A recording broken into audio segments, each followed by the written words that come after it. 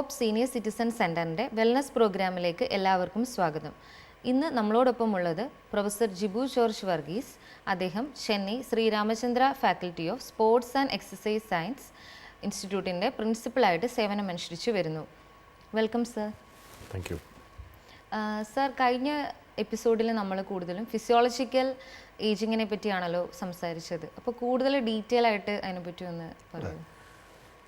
തീർച്ചയായിട്ടും നമ്മൾ ഫിസിയോളജിക്കൽ ഏജിങ്ങിനെ കുറിച്ച് സംസാരിച്ചെങ്കിലും അത്രയും ഡീറ്റെയിൽ ആയിട്ട് പോയില്ലെങ്കിലും ഫിസിയോളജിക്കൽ ഏജിങ് മാത്രമല്ല, ഈ ഏജിങ് പ്രോസസ്സിൽ ഫിസിയോളജിക്കൽ ഏജിങ് ഉണ്ട്, സൈക്കോളജിക്കൽ ഏജിങ് ഉണ്ട്, സോഷ്യൽ ഏജിങ് ഉണ്ട്.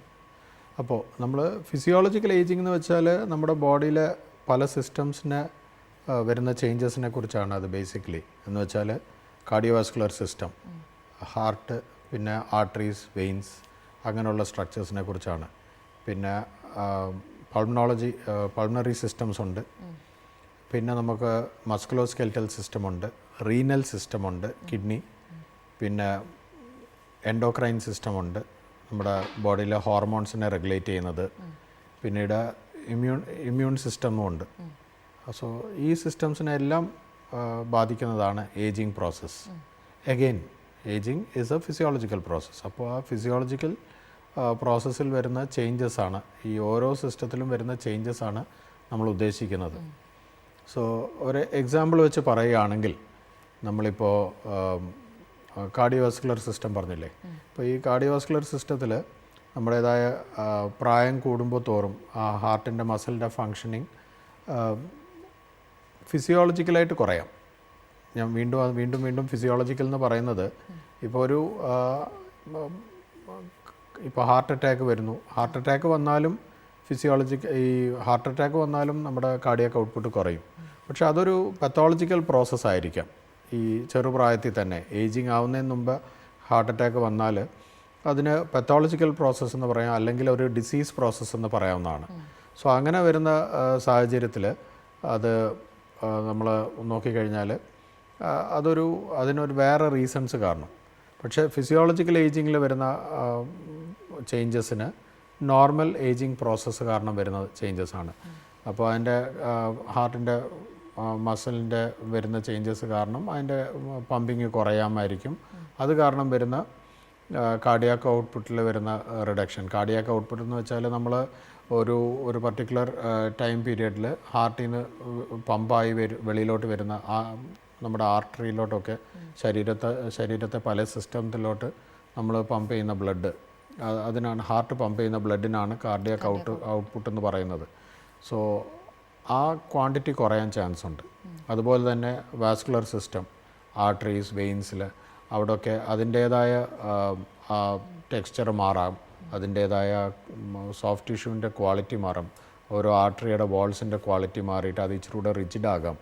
സോ അതിൻ്റേതായ ആർട്ടറിയുടെ ബേസിക് ക്വാളിറ്റി എന്ന് പറയുന്നത് അത് ബോഡി നമ്മുടെ ശരീരം നേരിടുന്ന ക്ലൈമാറ്റിക് ചേഞ്ചസ്, അങ്ങനെ പല ചേഞ്ചസിനനുസരിച്ച് അത് ചുരുങ്ങും അല്ലെങ്കിൽ വികസിക്കും. വാസോ കൺസ്ട്രിക്ഷൻ ഓർ വാസോ ഡയലേഷൻ എന്ന് പറയും. ആ ക്വാളിറ്റിയും കുറയാനുള്ള സാധ്യതകളുണ്ട്. അപ്പോൾ ഈ ക്ലൈമറ്റും ഓൾഡ് ഏജും തമ്മിൽ ഒരു റിലേഷൻ ഉണ്ടോ എന്ന് വെച്ചാൽ ഓൾഡ് ഏജ് പീപ്പിളിന് ക്ലൈമറ്റ്? തീർച്ചയായിട്ടും. കാരണം അപ്പോൾ ഞാനിപ്പോൾ ഈ പറഞ്ഞ റീസൺ കാരണം തന്നെ ബോഡി അവിടെ ഈ തെർമോ റെഗുലേഷൻ എന്ന് പറയും അതിന്. അപ്പോൾ ഞാൻ പറഞ്ഞല്ലോ, അപ്പോൾ ആ ക്വാളിറ്റി കാരണം ഈ ആർട്ടറിക്ക് വികസിക്കുവാനും ചുരുങ്ങുവാനും ഉള്ള ഒരു ബേസിക് നേച്ചർ അവിടെ അഫക്റ്റ് ആയിരിക്കുകയാണ്. ഈ ഏജിങ് പ്രോസസ്സ് കാരണമാണത്. സോ അങ്ങനെ വരുമ്പോൾ ഒരു തണുപ്പുള്ള ഒരു സ്ഥലത്തോട്ട് പോകുമ്പോൾ ഈ പ്രായം കുറഞ്ഞവർ അല്ലെങ്കിൽ അഡൽട്ട്ഹുഡ് വരെയുള്ള ആൾക്കാർ അഡ്ജസ്റ്റ് ചെയ്യുന്ന പോലെ ഒരുപക്ഷെ പ്രായമുള്ളവർക്ക് അഡ്ജസ്റ്റ് ചെയ്യാൻ പാടായിരിക്കും. അവർ പറയും, അയ്യോ ഭയങ്കര തണുപ്പാണല്ലോ, അല്ലെങ്കിൽ ചൂടെടുത്താലും ഭയങ്കര ചൂടാണല്ലോ എന്നായിരിക്കും അവർ പറയുന്നത്. സോ അതിൻ്റെ ബേസിക് റീസൺ ഇതാണ്. സോ അവരുടെ ആ ടോളറൻസും എല്ലാം അങ്ങ് കുറഞ്ഞു വരും. സോ അതനുസരിച്ച് അവർ അഡാപ്റ്റ് ചെയ്യണമെന്നേ ഉള്ളൂ. അതനുസരിച്ച് അല്ലെങ്കിൽ എക്സ്റ്റേണൽ സപ്പോർട്ട് എടുക്കണം, എക്സ്റ്റേണൽ ഹെൽപ്പ് എടുക്കണം, ക്ലോത്തിങ്ങിൽ ചേഞ്ചസ് കൊണ്ടുവരണം. So but it's A natural physiological process. അതുപോലെ തന്നെ റീനൽ സിസ്റ്റം ആണെങ്കിൽ പോലും നമ്മുടെ കിഡ്നിയുടെ ഫങ്ഷൻസ് പ്രായമാകുമ്പോൾ കിഡ്നിയുടെ ഫിൽട്രേഷൻ റേറ്റ് കുറയും, അതുപോലെ ഔട്ട്പുട്ട് കുറയും. സോ അത് കിഡ്നിയുടെ കാര്യത്തിൽ. അല്ലെങ്കിൽ മസ്കുലോസ്കെൽറ്റൽ സിസ്റ്റം നോക്കിക്കഴിഞ്ഞാൽ ബോണിൻ്റെ ഡെൻസിറ്റി കുറയാം, ബോണിൻ്റെ മിനറൽ മാസ് ഡെൻസിറ്റി കുറയാം, അല്ലെങ്കിൽ മസിലിൻ്റെ സ്ട്രെങ്ത് കുറയാം, മസിലിൻ്റെ മാസ് കുറയും. മസിൽ നമ്മൾ പ്രായമാകുമ്പോൾ എന്താ ഒത്തിരി ക്ഷീണിച്ചിരിക്കുന്നല്ലോ, വയസ്സായതുകൊണ്ടായിരിക്കും, പ്രായമായതുകൊണ്ടായിരിക്കും എന്ന് പറയുമല്ലോ. അത് ബേസിക്കലി അതൊരു ഫിസിയോളജിക്കൽ പ്രോസസ്സാണ്. പക്ഷേ അത് ഫിസിയോളജിക്കൽ പ്രോസസ്സാണെന്നും പറഞ്ഞ് നമുക്കത് ചുമ്മാ അങ്ങ് എഴുതി തള്ളാനും പറ്റത്തില്ല. കാരണം മസിലിൻ്റെ മാസ് കുറയുക, ബോണിൻ്റെ ഡെൻസിറ്റി കുറയുക എന്ന് വെച്ചാൽ അതിൻ്റെ കോൺസിക്വൻസസ് എന്താണ്? നമ്മൾ നിൽക്കുമ്പോൾ കാല് വിറയ്ക്കുക, അല്ലെങ്കിൽ സ്റ്റെപ്സ് ഇറങ്ങുമ്പോൾ ബാലൻസ് തെറ്റുക, കാലിൻ്റെ വിറയൽ കാരണം ബാലൻസ് തെറ്റുക, അല്ലെങ്കിൽ വീണ് കഴിഞ്ഞാൽ ഒരു ചെറുപ്രായത്തിൽ വീണ് കഴിഞ്ഞാൽ നമ്മൾ ആ വീഴ്ച താങ്ങാനുള്ള ശേഷി കാണും ആ ബോണിന് അല്ലെങ്കിൽ അസ്ഥിക്ക്.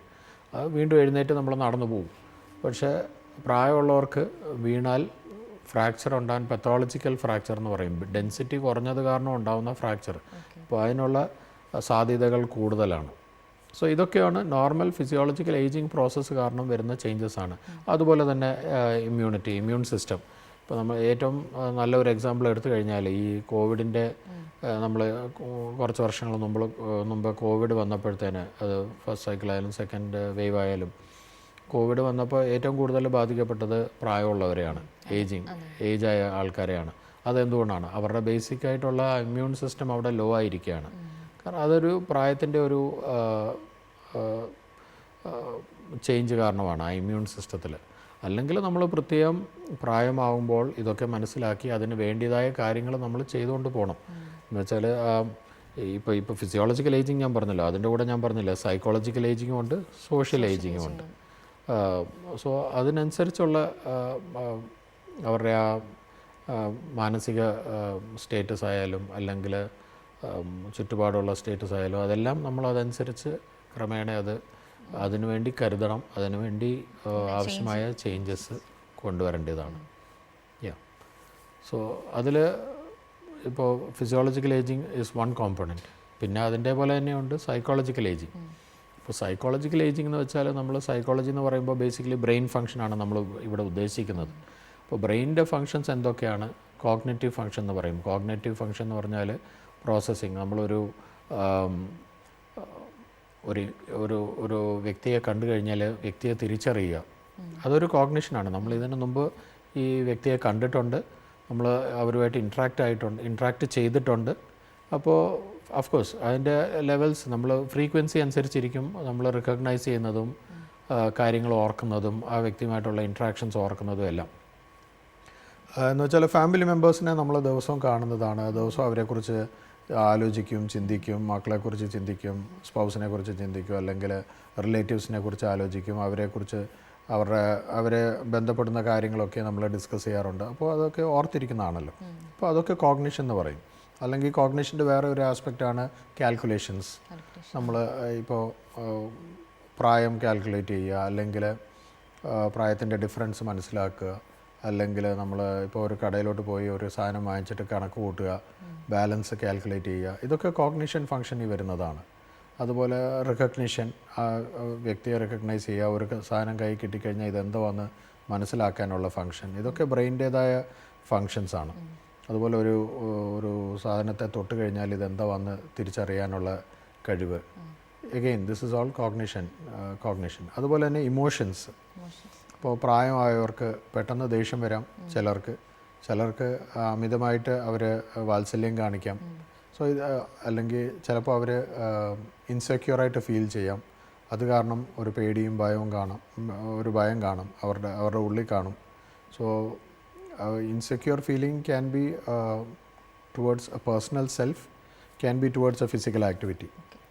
ഇതിനു മുമ്പ് ഒരുപക്ഷെ സ്റ്റെപ്പ് കയറുമ്പോൾ ഒന്ന് സ്ലിപ്പായി കാണും, വീണ് കാണത്തില്ല, സ്ലിപ്പായതേ ഉള്ളായിരിക്കും. പക്ഷേ അതിൽ പിന്നെ എപ്പോൾ സ്റ്റെപ്പ് ഇറങ്ങാൻ ശ്രമിക്കുമ്പോഴും ഒരു പേടി കാണും.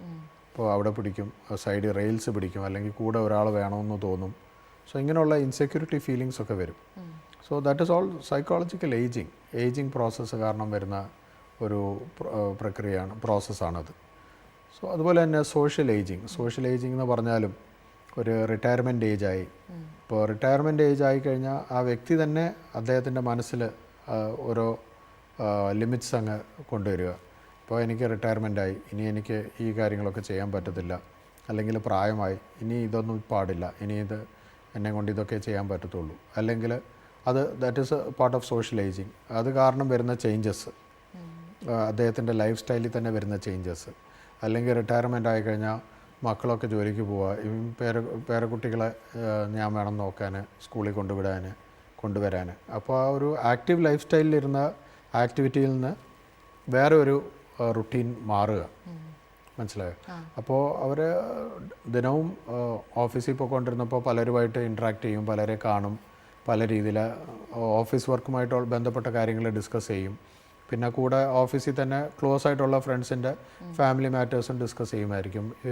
ഈ വ്യക്തിയുടെ ഫാമിലി മാറ്റേഴ്സ് തന്നെ അവരുമായിട്ട് ഡിസ്കസ് ചെയ്യുമായിരിക്കും, ഒപ്പീനിയൻ എടുക്കും. ചിലപ്പോൾ ഇൻവെസ്റ്റ്മെൻറ്റിൻ്റെ കാര്യങ്ങളായിരിക്കും ഡിസ്കസ് ചെയ്യുന്നത്. അങ്ങനെ പല കാര്യങ്ങളും. ചിലപ്പോൾ ന്യൂസിൽ വന്ന് വീട്ടിൽ തന്നെ അങ്ങ് ഒതുങ്ങി കൂടുന്നു. അതെ, ന്യൂസിൽ വന്ന കാര്യങ്ങൾ ഡിസ്കസ് ചെയ്യും. അങ്ങനെ പല കാര്യങ്ങളാണ്. അതുപോലെ തന്നെ എൻ്റർടൈൻമെൻറ്റ്, കഴിക്കുമ്പോൾ ഒരു രസത്തിന് വേണ്ടി ഫണ്ണ് വേറെ എന്തെങ്കിലും ഡിസ്കസ് ചെയ്യും. ഇപ്പോൾ പേരക്കുട്ടികളെ നോക്കുക, അവരെ സ്കൂളിൽ കൊണ്ടുവിടുക, അവരെ തിരിച്ച് കൊണ്ടുവരിക സ്കൂളിൽ നിന്ന്. അതുപോലെ വീട്ടിലെ ചെറിയ ചെറിയ കാര്യങ്ങൾ, ഇലക്ട്രിസിറ്റി ബില്ല് അടയ്ക്കുന്നതോ, അങ്ങനെ ഓരോ അവർ തന്നെ അവരുടെ പുറത്തത് ഇമ്പോസ് ചെയ്യണമെന്ന് നിർബന്ധമില്ല. അവർ തന്നെ അതങ്ങ് ഏറ്റെടുക്കുക. ഞാൻ റിട്ടയർഡായി, ഇനി ഇതാണ് എൻ്റെ റോള്, എൻ്റെ ഫാമിലിയിൽ ഇതാണ് എൻ്റെ റോള്, ഇതാണ് ഞാൻ ചെയ്യേണ്ടത് എന്നും പറഞ്ഞ് കഴിഞ്ഞുകൂടുക എന്ന് പറയത്തില്ലേ, ഇങ്ങനെയുള്ള ഒരു ലൈഫ് സ്റ്റൈലിലോട്ട് കഴിഞ്ഞുകൂടുക എന്ന് പറയുന്ന പോലെ അങ്ങനെ അങ്ങ് ഏറ്റെടുക്കും. അപ്പോൾ അതിൻ്റെ ഒരു കോൺസിക്വൻസ് എന്ന് പറയുന്നത് അവരുടേതായ ഇൻട്രാക്ഷൻ മാറുമ്പോഴത്തേന് അവരുടെ മോട്ടിവേഷൻ ലെവൽ, ആ വർക്കൊക്കെ അങ്ങ് കഴിയുമ്പോഴത്തേന് പിന്നെ ഇതിൻ്റെ ഇടയ്ക്ക് വെച്ചായിരിക്കും ചിലപ്പോൾ ഇരിക്കുമ്പോഴായിരിക്കും പെട്ടെന്നൊരു പനി വരുന്നത്. പനി വന്ന് ഒരാഴ്ച ഈ ആക്ടിവിറ്റിയിൽ നിന്നൊക്കെ മാറി ബെഡ് കട്ടിലിൽ തന്നെ റെസ്റ്റ് എടുക്കുക. പനിയൊക്കെ മാറി കഴിയുമ്പോഴത്തേനായിരിക്കും പിന്നെ അദ്ദേഹം വിചാരിക്കുന്നത് ശരിയാണല്ലോ, പിന്നീട് എഴുന്നേറ്റ് നിൽക്കാൻ നോക്കുമ്പോൾ കാല് വിറയ്ക്കുക, പഴയതുപോലെ നിൽക്കാൻ പറ്റുന്നില്ല. പിന്നെ അതൊരു വേറെ ഒരു ഡയറക്ഷനിലോട്ട് കാര്യങ്ങൾ നീക്കിക്കൊണ്ടുപോകും. പക്ഷെ നമ്മൾ ഓരോരുത്തരും മനസ്സിലാക്കേണ്ട ഒരു കാര്യം, അതൊരു ട്രാൻസിയൻറ്റ് ഫേസ് ആണ്. ഒരു പനി എന്ന് പറയുന്ന ഒരു ചെറിയ ട്രാൻസിയൻറ്റ് ഫേസ് ആണ്. അതിൽ നിന്ന് വീണ്ടും തിരിച്ച് വെളിയിലോട്ട് വരാനുള്ള ഒരു മോട്ടിവേഷൻ വേണം. മനസ്സിലായോ? ആ സോഷ്യൽ ഏജിങ് പ്രോസസ്സ് ഒരു നാച്ചുറൽ പ്രോസസ്സാണ്. പക്ഷേ അതിൻ്റെ ഒരു ഡെട്രിമെൻ്റൽ അല്ലെങ്കിൽ അതിൻ്റെ ഒരു നെഗറ്റീവ് സൈഡിലോട്ട് നമ്മൾ ലൈഫിനെ കൊണ്ടുപോകാൻ പാടില്ല. മനസ്സിലായോ? അങ്ങനെ കൊണ്ടുപോകുമ്പോഴാണ് അതിനൊരു ആ സോഷ്യൽ ഏജിങ്ങിൻ്റെ കൂടെ സൈക്കോളജിക്കൽ ഏജിങ് കോമ്പണൻറ്റും അകത്ത് വരും. പിന്നെ ഇതെല്ലാം കൂടെ കിടന്ന് ഒരു മാനസിക സംഘർഷത്തിലേക്ക് ആ വ്യക്തിയെ കൊണ്ടുപോകും. അത് ഡീമോട്ടിവേറ്റായി അതൊരു ഡിപ്രഷനിലേക്ക് കൊണ്ടുപോകാൻ ചാൻസ് ഉണ്ട്. മെൻ്റൽ ഹെൽത്ത് കൂടുതൽ. അതെ. അപ്പോൾ അത് മെൻ്റൽ ഹെൽത്ത് അഫക്റ്റ് ആകുന്ന രീതിയിൽ അതൊരിക്കലും കൊണ്ടുപോകാൻ പാടില്ല. അത് വ്യക്തിയായാലും അത് ശ്രദ്ധിക്കണം. അല്ലെങ്കിൽ ഫാമിലി മെമ്പേഴ്സ് ആണെങ്കിൽ പോലും അതിന് പ്രത്യേകം ശ്രദ്ധിച്ച് അതനുസരിച്ച് അത് മനസ്സിലാക്കി, ആ സിറ്റുവേഷൻ മനസ്സിലാക്കി വേണം അവർ ഇടപെടാനായിട്ട് ആ വ്യക്തികളുമായിട്ട്. സോ അത് വളരെ ഇമ്പോർട്ടൻ്റ് ആണ്. സോ ഈ 3 കാര്യങ്ങൾ, physiological ageing, psychological ageing and social ageing, interaction ആയാൽ പോലും നമ്മൾ ഇതിനു മുമ്പ് ഇൻട്രാക്ട് ചെയ്ത അവരുടെ ആ ഒരു ലൈഫ് സ്റ്റൈൽ എന്താണ്, അവർക്ക് അവരുടേതായ ഒരു ടൈം, ഒരു കമ്മ്യൂണിറ്റി ടൈം, അതെല്ലാം നമ്മൾ ഒതുക്കേണ്ടത് വളരെ ഇമ്പോർട്ടൻ്റ് ആണ്. അവർക്ക് അവരുടേതായ ഏജ് ഗ്രൂപ്പിലുള്ള ആൾക്കാരുമായിട്ട്, അല്ലെങ്കിൽ എനിക്ക് പ്രായമായാൽ എൻ്റെ ഏജ് ഗ്രൂപ്പിലുള്ള ആൾക്കാരുമായിട്ട് ഞാൻ ഇൻട്രാക്ട് ചെയ്യണം. അതിൽ പല രീതിയിലുള്ള ആൾക്കാർ കാണുമായിരിക്കും. പക്ഷേ എൻ്റെ ഒരു മെൻ്റൽ സ്റ്റേറ്റസിനനുസരിച്ച്, എൻ്റെ ഒരു സോഷ്യൽ സ്റ്റേറ്റസ്, സോഷ്യൽ മൈൻഡ് സെറ്റിനനുസരിച്ചുള്ള ആൾക്കാരുമായിട്ട് ഇൻട്രാക്ട് ചെയ്യേണ്ടത് എനിക്ക് വളരെ ഇമ്പോർട്ടൻ്റ് ആണ്. അതുപോലെ ആ ഇൻട്രാക്ഷൻ സർക്കിൾസ് ആയാൽ പോലും ഇപ്പോൾ ഇങ്ങനെയുള്ള ആക്ടിവിറ്റീസൊക്കെ റെസ്ട്രിക്റ്റ് ആകുമ്പോഴത്തേന് ആ വ്യക്തിയുടെ ഉള്ളിൽ ഒരു ചെറിയൊരു ഒറ്റപ്പെടലല്ല, ചെറിയൊരു ഫ്രസ്ട്രേഷൻ കാണും. അത് പക്ഷേ വെളിയിൽ വരുന്നത് ഒരു പക്ഷേ ചെറിയൊരു കാര്യത്തിൽ ദേഷ്യപ്പെട്ടിട്ടായിരിക്കും.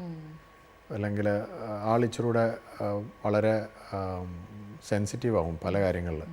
നമ്മൾ ഇത്രയും നാൾ സാധാരണമായിട്ട് ഒരാളോട് റഫായിട്ട് സംസാരിക്കുക, സ്വന്തം വീട്ടിലാവുമ്പോൾ ചിലപ്പോൾ കാഷ്വലായിട്ട് ഒരു പറയുന്ന വാക്ക്, ഒരു റിട്ടയർമെൻറ്റ്, ഒരു സൈക്കോളജിക്കൽ ഏജിങ് പ്രോസസ്സിലായിരിക്കുന്ന ഒരു വ്യക്തിയോട് നമ്മൾ പറഞ്ഞു കഴിയുമ്പോൾ അദ്ദേഹം അത് വളരെ സെൻസിറ്റീവായിട്ടായിരിക്കും എടുക്കുന്നത്.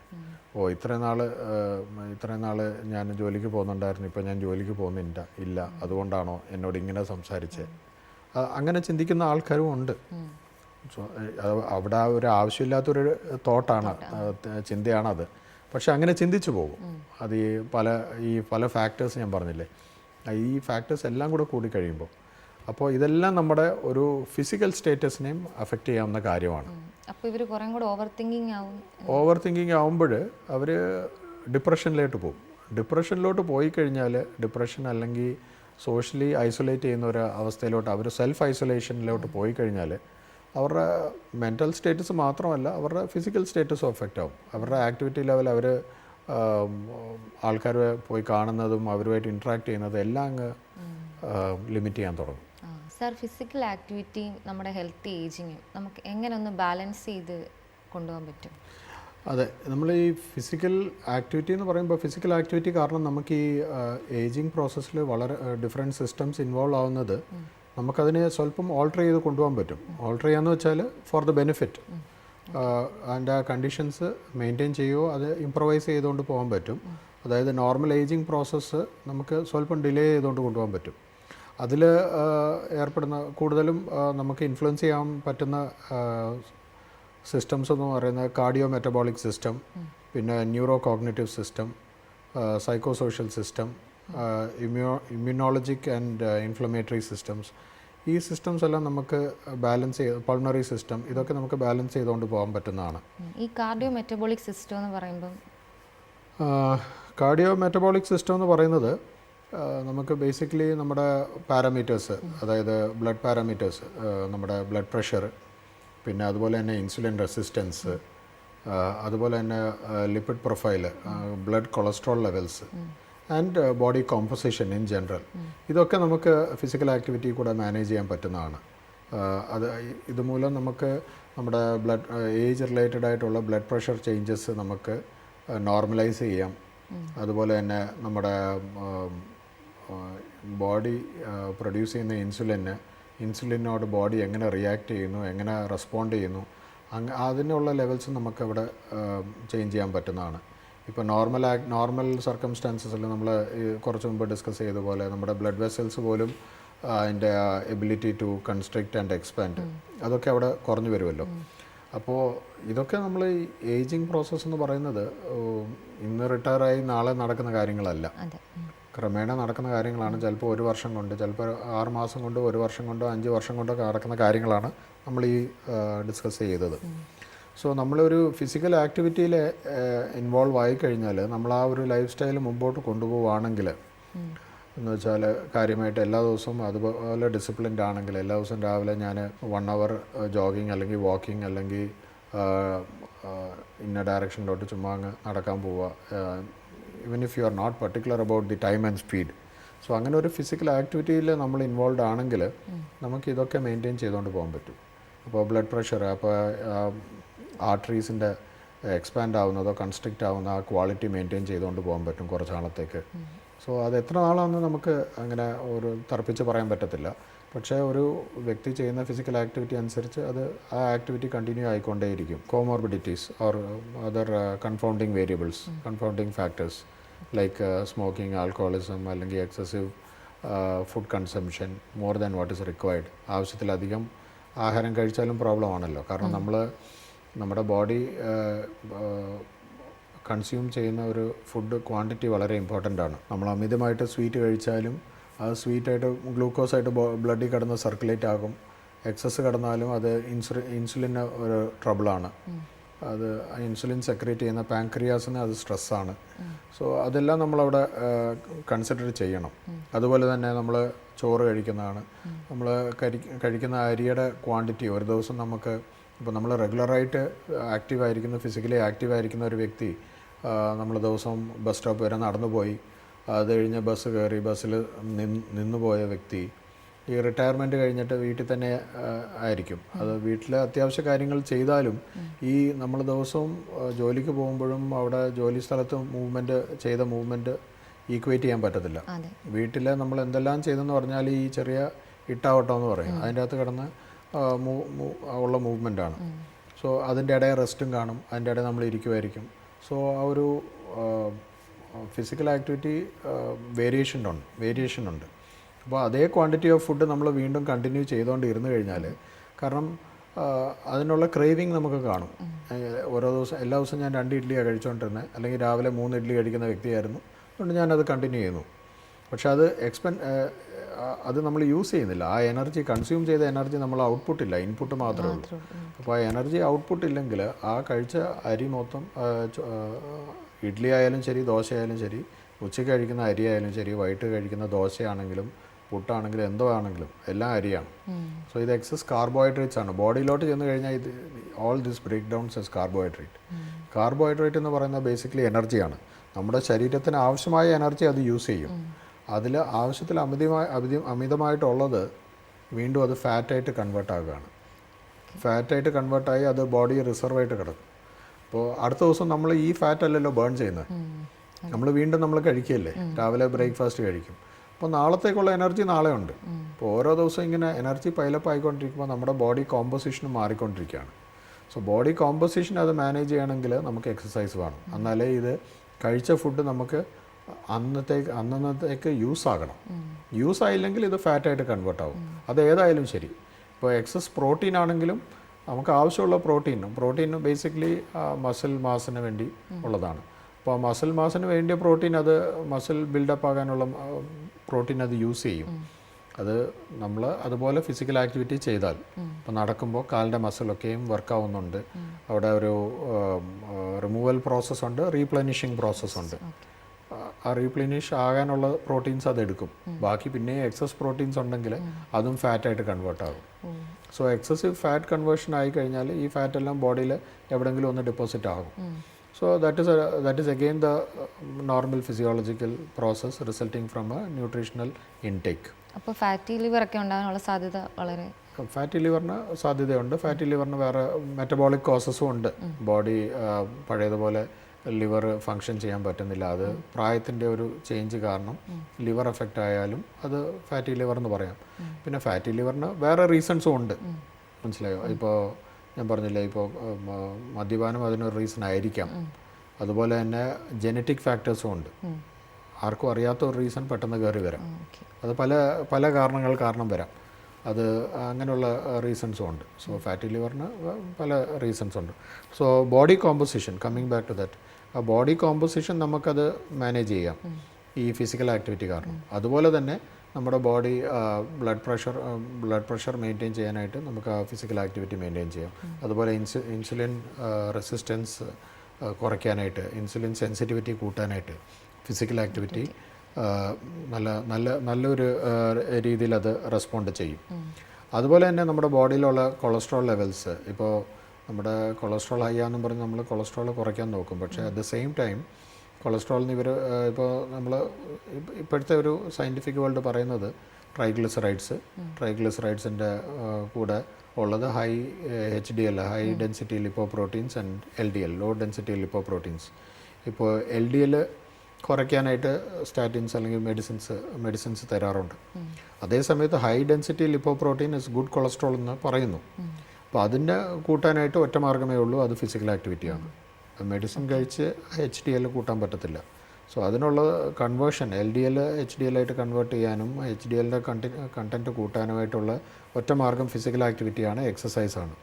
ആ എക്സസൈസ് ഗ്രേഡ് ചെയ്ത് കൊണ്ടുപോയാലാണ് നമ്മൾ ലിപ്പിഡ് പ്രൊഫൈലും, നല്ലൊരു ലിപ്പിഡ് പ്രൊഫൈൽ ബ്ലഡ് ടെസ്റ്റ് എടുക്കുമ്പോൾ നല്ല വാല്യൂസ് കിട്ടുന്നത്. അപ്പോൾ നല്ല വാല്യൂസ് ഇൻ ദ സെൻസ് നമുക്ക് ബോഡിക്ക് ഫേവറബിൾ ആയിട്ടുള്ള, ഫങ്ഷനിങ്ങിന് ഫേവറബിൾ ആയിട്ടുള്ളതും, that something that stays away from the disease process, അങ്ങനെയുള്ള വാല്യൂസും കിട്ടുന്നത്. ബാക്കി ഇമ്മ്യൂണോളജിക്കൽ സിസ്റ്റം അതെങ്ങനെയാണ്? ഇമ്മ്യൂണോളജിക്കൽ ആൻഡ് ഇൻഫ്ലമേറ്ററി സിസ്റ്റമും നമ്മൾ എക്സസൈസിൻ്റെ ഒരു റെസ്പോൺസ് ആയിട്ട് വരുന്നത് ഫിസിക്കൽ ഏജിങ് പ്രോസസ്സിൽ നമ്മൾ ഫിസിക്കൽ ആക്ടിവിറ്റിയിൽ നമ്മൾ ഏർപ്പെടുകയാണെങ്കിൽ, ഒരു റെഗുലർ റുട്ടീൻ ഓഫ് എക്സസൈസ് കൊണ്ടുപോവുകയാണെങ്കിൽ ഈ ബോഡിയുടെ റെസ്പോൺസ് ടു ഡിസീസസ്, ഒരു ഇൻഫെക്ഷൻ വരുവാണെങ്കിൽ ഫൈറ്റ് ചെയ്യാനുള്ള, അതിന് റെസിസ്റ്റ് ചെയ്യാനുള്ളതോ അല്ലെങ്കിൽ അത് ഹീൽ ചെയ്യാനുള്ള കപ്പാസിറ്റി കൂടിക്കൊണ്ടിരിക്കും. ഒരു ഇൻഫ്ലമേഷൻ വന്നാലും, ഒരു സ്വെല്ലിങ് വന്നാലും, ഒരു വീഴ്ചയിൽ കൂടി ഒരു സ്വെല്ലിങ് വന്നാലോ, അല്ലെങ്കിൽ ഇൻറ്റേർണലായിട്ട് സിസ്റ്റം ഏതെങ്കിലും അഫക്റ്റ് ആയാലോ, അല്ലെങ്കിൽ ഫോർ എക്സാമ്പിൾ എന്തെങ്കിലും കഴിച്ചിട്ട് നമുക്ക് സ്റ്റമക്ക് അപ്സെറ്റായി അല്ലെങ്കിൽ ഫുഡ് നമ്മൾ പറയത്തില്ല എന്താ ഫുഡ് പോയ്സണായി, അപ്പോൾ അതിൽ നിന്നുള്ള recovery process will be faster if the person has a better immunological system. So അതിലാണ് ഇമ്മ്യൂണോളജിക്കൽ സിസ്റ്റത്തിൻ്റെ ഇമ്പോർട്ടൻസ്. അതുപോലെ തന്നെ ഞാൻ പറഞ്ഞില്ലേ ഈ പൾമണറി സിസ്റ്റം, ലങ്സിൻ്റെ റെസ്പോൺസ് എന്ന് പറയുന്നത് നമ്മൾ ഫിസിക്കൽ ആക്ടിവിറ്റിയിൽ നിന്ന് സാധാരണ രീതിയിൽ റിട്ടയർമെൻറ്റിലോട്ട് പോവുക, ഫിസിക്കൽ ആക്ടിവിറ്റി കുറച്ച് കഴിഞ്ഞാൽ ലങ്സിൻ്റെ വൈറ്റൽ കപ്പാസിറ്റി കുറയും. വൈറ്റൽ കപ്പാസിറ്റി എന്താണെന്ന് ചോദിച്ചാൽ നമ്മൾ സാധാരണ രീതിയിൽ ബ്രീത്ത് ചെയ്യുമ്പോൾ the litres the quantity of air that goes into the ലങ്സിലോട്ട് ശ്വാസകോശത്തിലോട്ട് പോകുന്ന എയറിൻ്റെ ക്വാണ്ടിറ്റി ഒറ്റ ബ്രത്തിൽ ഒരു അകത്തോട്ടെടുത്ത് വെളിയിലോട്ട് വിടുമ്പോൾ അല്ലെങ്കിൽ അകത്തോട്ടെടുത്താൽ എത്രമാത്രം എയറാണ് അകത്തോട്ട് കയറുന്നത്, അത് അപ്രോക്സിമേറ്റ്ലി ഒരു 1200 ആ ഒരു ഏരിയ ഒരു റേഞ്ചിൽ നിൽക്കും. അത്രമാത്രം എയറാണ് നമ്മൾ അകത്തോട്ട് എടുക്കുന്നത്. സോ അത്രയും എയർ അകത്തോട്ട് കയറി പെർഫ്യൂഷൻ, അത് ഫുൾ എമൗണ്ട് പെർഫ്യൂഷൻ ആവണമെന്ന് നിർബന്ധമില്ല. കുറച്ച് എയർ ഓക്സിജൻ പെർഫ്യൂസായി ബോഡി കൂടെ പല സിസ്റ്റത്തിലോട്ട് സ്പ്രെഡാകും, അതുപോലെ വെളി വരും. നമ്മൾ ഈ ആക്ടിവിറ്റി ലെവൽ കുറയ്ക്കുമ്പോഴത്തേന് നമ്മുടെ ലങ്സിൻ്റെ ആ കപ്പാസിറ്റിയും കുറഞ്ഞു വരും. കാരണം പഴയതുപോലെ നമ്മൾ ആക്ടിവിറ്റി എടുക്കുന്നില്ല. നമ്മൾ സ്റ്റെപ്സ് കയറും, നമ്മൾ വേഗതയിൽ നടക്കും, അല്ലെങ്കിൽ ബസ്സിൽ കയറുക ഇറങ്ങുക, അല്ലെങ്കിൽ കാറിലോട്ട് കയറുക, കാറ് ഓടിച്ചു പോയിട്ട് കാറിൽ നിന്ന് ഇറങ്ങുമ്പോൾ തിരിച്ച് കയറുമ്പോൾ പല എക്സേഷനാണല്ലോ അവിടെ നടക്കുന്നത്. പല എക്സേഷൻ നടക്കുമ്പോൾ നമ്മുടേതായ ഓക്സിജൻ കണ്ടൻറ്റിൻ്റെ റിക്വയർമെൻറ്റ് കൂടും. അപ്പോൾ നമ്മൾ നല്ല ഡീപ്പായിട്ട് ബ്രീത്ത് ചെയ്യും. നമ്മൾ ഡീപ്പായിട്ട് ബ്രീത്ത് ചെയ്യുമ്പോൾ അതിനനുസരിച്ചുള്ള ഓക്സിജൻ കണ്ടൻറ്റ് ബോഡിയിലോട്ട് കയറും. അപ്പോൾ വൈറ്റൽ കപ്പാസിറ്റി ശരിക്കും കൂടിയിരിക്കുമായിരിക്കും, അല്ലെങ്കിൽ ആവശ്യത്തിന് കൂടിയിരിക്കുമായിരിക്കും. അപ്പോൾ പ്രായമായി ഈ ഫിസിക്കൽ ആക്ടിവിറ്റി കുറയ്ക്കുമ്പോഴത്തേന് ഈ വൈറ്റൽ കപ്പാസിറ്റിയും കുറഞ്ഞു വരും. അതുപോലെ തന്നെ നമ്മൾ നോക്കിക്കഴിഞ്ഞാൽ ഈ നമ്മുടെ ഈ സിംഗേഴ്സ് ഉണ്ടല്ലോ, പാട്ട് പാടുന്നവർ, ജനറലി അവരുടെ വൈറ്റൽ കപ്പാസിറ്റി വളരെ ഹൈ ആയിട്ടിരിക്കും. കാരണം ഈ ഹൈ പിച്ച് പാട്ടുകൾ പാടുന്നവരൊക്കെ അവർക്ക് ശരിക്കും നല്ല വൈറ്റൽ കപ്പാസിറ്റി ഉണ്ടെങ്കിലേ അവർക്ക് ആ ഫോണേഷനിൽ കൂടെ ആ പാട്ട് പാടുമ്പോൾ അത്രയും ലെങ്ത്തിൽ പാട്ട് നീട്ടാൻ പറ്റത്തുള്ളൂ. സോ അതിന് അവർക്ക് നാച്ചുറലി അതിനുള്ള ഒരു കപ്പാസിറ്റി ഉണ്ട്. So that is also an important component. So physical exercise, physical activity can have a very positive impact on the pulmonary system also. അപ്പം കൺസിസ്റ്റൻ്റ് ആയിട്ട് കാർഡിയോ വർക്കൗട്ട് കൂടുതലൊരു ഫോക്കസ് ചെയ്യണോ അതോ നോർമൽ എക്സസൈസ് തന്നെ? Cardio workout ഞാൻ കഴിഞ്ഞ എപ്പിസോഡിൽ പറഞ്ഞ പോലെ ഇതിനൊരു ഗ്രേഡിംഗ് ഉണ്ട്, അല്ലെങ്കിൽ പ്രിസ്ക്രിപ്ഷൻ ഉണ്ട്. നമ്മൾ മെഡിസിൻ എടുക്കുന്ന പോലെ, മെഡിസിൻ ഒരു പ്രിസ്ക്രിപ്ഷൻ ഉള്ള പോലെ ഇത്ര മില്ലിഗ്രാംസ്, ഇത്ര ഡോസേജ്, ദിവസം എത്ര തവണ പറയുന്ന പ്രിസ്ക്രിപ്ഷൻ പോലെ എക്സസൈസിന് ഒരു പ്രിസ്ക്രിപ്ഷനുണ്ട്. നമ്മൾ അതുപോലെ എടുക്കണം. കാരണം ഇപ്പോൾ ഒരുപക്ഷെ ഇപ്പോൾ ഈ റെഗുലറായിട്ടുള്ള ആൾക്കാർക്ക് നമ്മളൊരു പ്രിസ്ക്രിപ്ഷൻ കൊടുക്കും. ചിലപ്പോൾ ഇതിൻ്റെ ഇടയിൽ ഈ റുമറ്റോയ്ഡ് ആർത്രൈറ്റിസ് ഉള്ള ആൾക്കാരും വരാമായിരിക്കും. സോ അവർക്ക് നമ്മൾ റുമറ്റോയ്ഡ് ആർത്രൈറ്റിസ് ഉണ്ട്, അപ്പോൾ നിങ്ങളത് ആദ്യം ഹാൻഡിൽ ചെയ്യുമെന്ന് പറയാൻ പറ്റത്തില്ല. കാരണം it is A genetic issue, genetic or it is A autosomal issue. So അതിങ്ങനെ ജീവിതകാലം മൊത്തം അവരുടെ കൂടെ കാണും. സോ അത് മാത്രം അവർ ബാറ്റിൽ ചെയ്താൽ പോരാ. അപ്പോൾ അവർക്ക് അതിൻ്റെ കൂടെ ഈ റെഗുലർ ഏജിങ് പ്രോസസ്സ് അവർക്കും ബാധകമാണല്ലോ. സോ അവർക്ക് ഇച്ചിരി കൂടെ പ്രോബ്ലംസ് കൂടുതലായിരിക്കും ചിലപ്പോൾ വരുന്നത്. സോ അത് ഹാൻഡിൽ ചെയ്യാനായിട്ട് നമ്മളതനുസരിച്ച്, ഇപ്പോൾ റുമറ്റോയ്ഡ് ആർത്രൈറ്റിസ് ഉള്ളവർക്ക് അവർക്ക് രാവിലെ എഴുന്നേൽക്കുമ്പോൾ നല്ല സ്റ്റിഫായിരിക്കും അവരുടെ ജോയിൻറ്റ്സ്. രാത്രിയിൽ വൈകുന്നേരം ആകുമ്പോഴത്തേനും പെട്ടെന്ന് ടയേർഡും ആകും, early fatigue, onset of fatigue വരും. സോ അതൊക്കെ ഹാൻഡിൽ ചെയ്യാനായിട്ട് നമ്മൾ നേരത്തെ അവർക്ക് അതനുസരിച്ചുള്ള ഗ്രേഡിങ്ങിലുള്ള പ്രിസ്ക്രിപ്ഷൻസും എക്സസൈസസും അവരുടെ ലൈഫ് സ്റ്റൈൽ മോഡിഫിക്കേഷൻസും പിന്നെ അവരുടേതായ ആക്ടിവിറ്റി മോഡിഫിക്കേഷൻസ്, അവരുടേതായ ഫ്രീക്വൻസി ഓഫ് എക്സസൈസസ് എല്ലാം നമ്മൾ ഗ്രേഡ് ചെയ്ത് വേണം അവർക്ക് കൊടുക്കാനായിട്ട്. സോ അത് വളരെ ഇമ്പോർട്ടൻ്റ് ആണ്. ഈ എപ്പിസോഡിൽ നമ്മൾ ഡിസ്കസ് ചെയ്തത് കാർഡിയോവാസ്കുലർ, പൾമനോളജിക്കൽ, ഇമ്മ്യൂണോളജിക്കൽ സിസ്റ്റത്തിനെ കുറിച്ചാണ്. Thank you doctor. വരുന്ന വെൽനസിൻ്റെ എപ്പിസോഡിൽ നമ്മൾ കൂടുതൽ കാര്യങ്ങൾ ഡോക്ടറിനോട് ചോദിച്ച് അറിയുന്നതാണ്. നന്ദി, നമസ്കാരം.